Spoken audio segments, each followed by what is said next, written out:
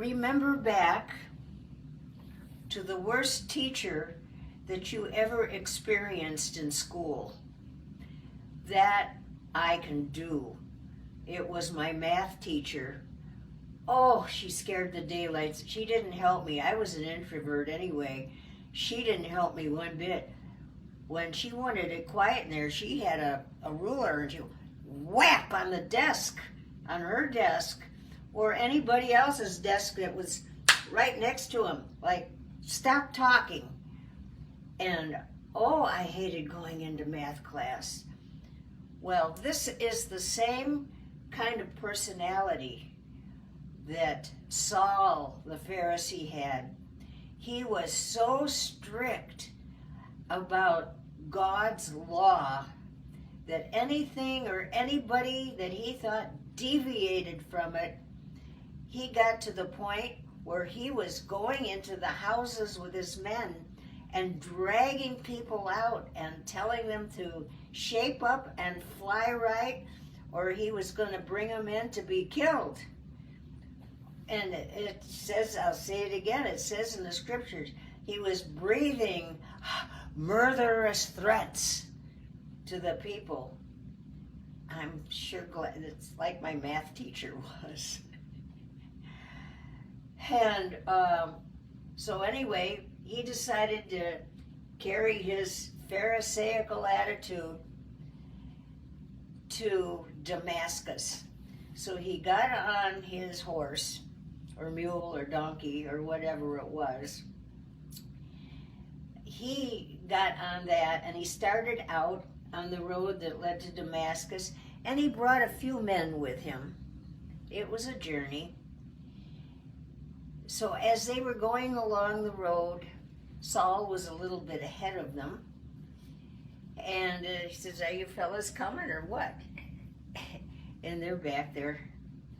But anyway, all of a sudden, a tremendous light came down from heaven and just knocked Saul to the ground off of his horse.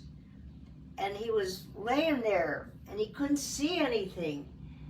And he heard a voice from heaven, and the voice said, Saul, Saul, why are you persecuting me? Why are you being so mean to me? And Saul he couldn't believe it. And the men caught up with him there. And they said, what happened to you? And they helped him back up on his horse again. And it says he was blind as a bat. He couldn't see anything. And the men said, when they picked him up, that he was shaking and trembling all over. Something went wrong with him. And they brought him into town, and they brought him to a man's house by the name of Judas.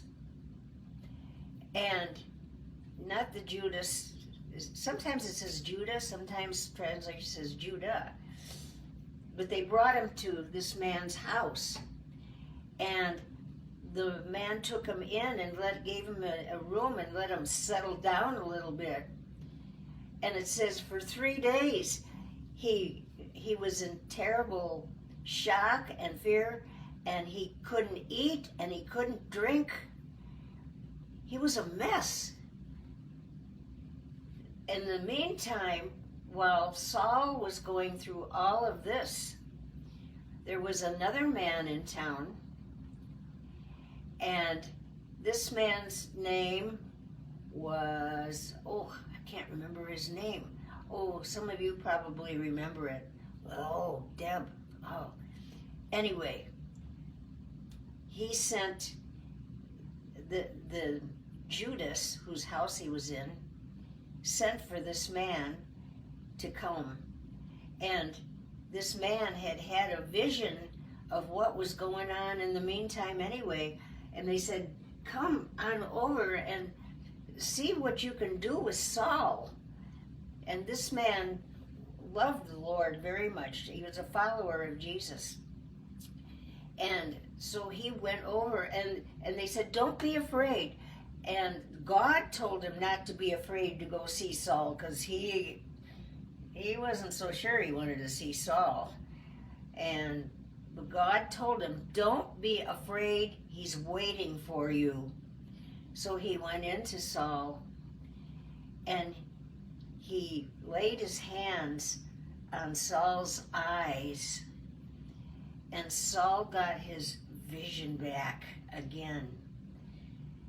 And all of this is the beginning of something very wonderful in the New Testament. And I'm going to leave off there. But man, the Holy Spirit had to really, Saul was so enthusiastic. The Lord had to take a mallet, wham, and hit him right across the head with it to get his attention. Oh, sometimes I think the Lord has to do that with me. Okay, see you next time.